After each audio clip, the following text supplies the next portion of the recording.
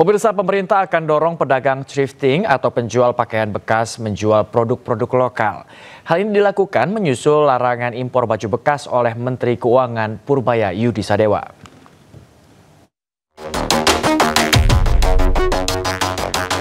Kementerian Usaha Mikro Kecil dan Menengah mendapat tugas dari Presiden RI Prabowo Subianto untuk siapkan produk substitusi bagi pedagang thrifting menyusul penertiban impor pakaian bekas yang dilarang dalam aturan perdagangan.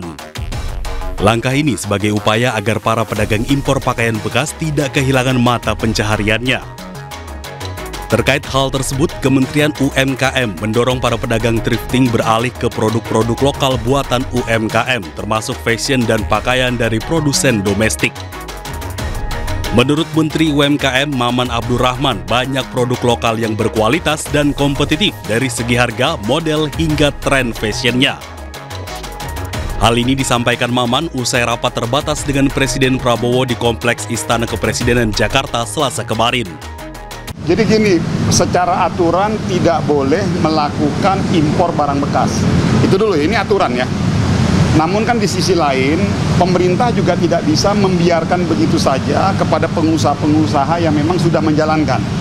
Jadi petunjuk dari Pak Presiden kepada Kementerian UMKM dalam hal ini saya, dikomandani oleh beliau, Pak Menko, agar menyiapkan solusi agar mereka tetap bisa berjualan.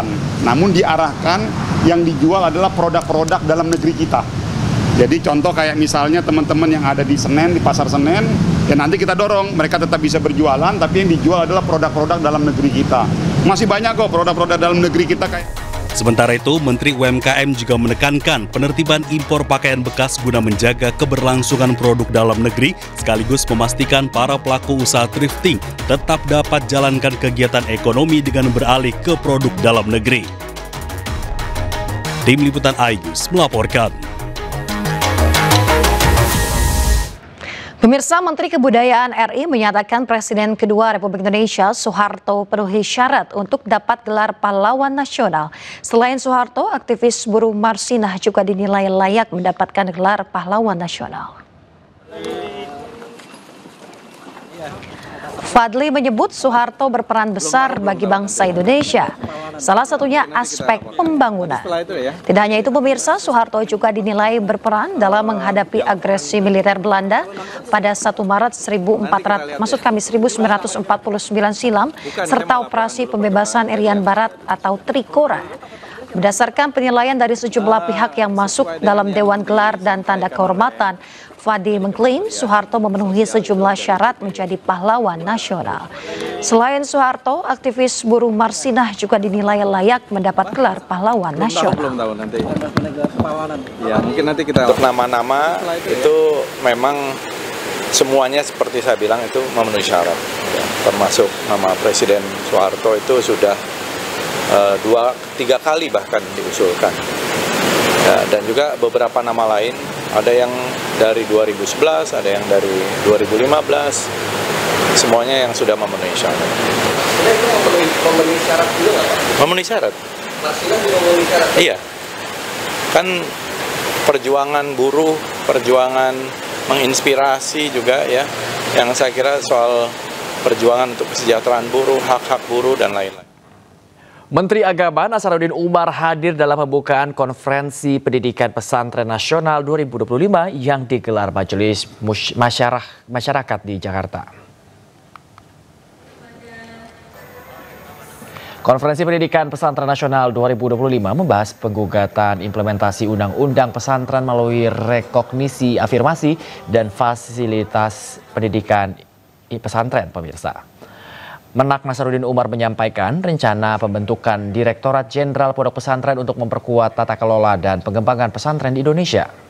Sementara satu majelis masyayikh Gus Rozin menegaskan pentingnya peran negara dalam memberikan pengakuan dan akses setara bagi pesantren serta lulusannya dalam sistem pendidikan nasional. Majelis masyayikh yang sejak awal direpoti jika menindaklanjuti peluang-peluang yang diberikan oleh Presiden Pak Prabowo ya, memberikan angin segar terhadap pondok pesantren.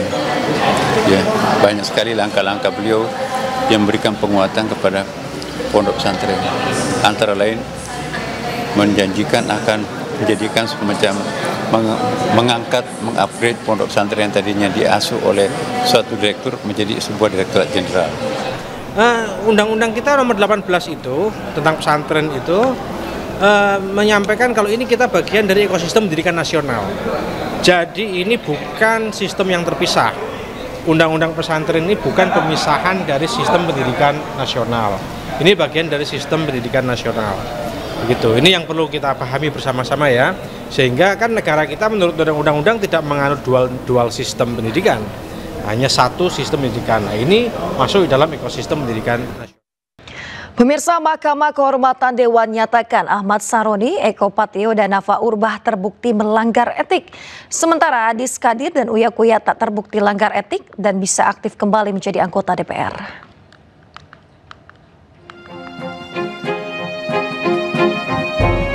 Lima anggota DPR RI nonaktif menjalani sidang Mahkamah Kehormatan Dewan atau MKD. Hasilnya, Ahmad Saroni terbukti melanggar etik dan divonis nonaktif selama 6 bulan. Nafa Urbah dinonaktifkan 3 bulan, sementara Eko Patrio 4 bulan. Menghukum teradu 5 Dr. Ahmad Saroni SE.Com nonaktif selama 6 bulan. Berlaku sejak tanggal putusan ini dibacakan yang dihitung sejak penonaktifan yang bersangkutan sebagaimana keputusan DPP Partai Nasional Demokrat. 13 menyatakan teradu 1, teradu 2, teradu 3, teradu 4, dan teradu 5 selama masa penonaktifan tidak mendapatkan hak keuangan. Adapun Surya Utama alias Uya Kuya dan Adis Kadir tidak terbukti melanggar etik. Keduanya aktif kembali menjadi anggota DPR RI periode 2024-2029.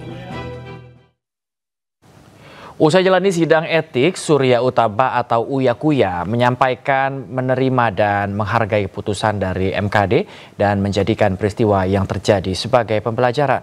Sementara Eko Hendro Purnomo atau Eko Patrio ini enggan memberikan pernyataan dan hanya mengungkapkan terima kasih kepada MKD sambil meninggalkan awak media.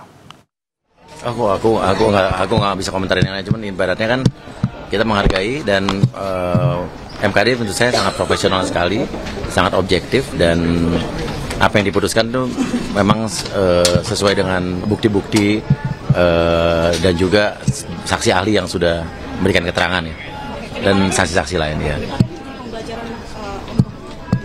Ya pasti kita semua manusia pasti harus belajar lah.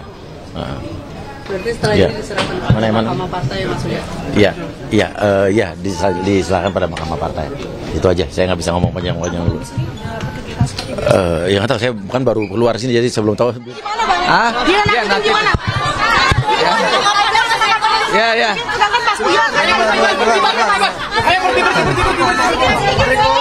Mas, dikit aja mas. Ada yang bisa disampaikan?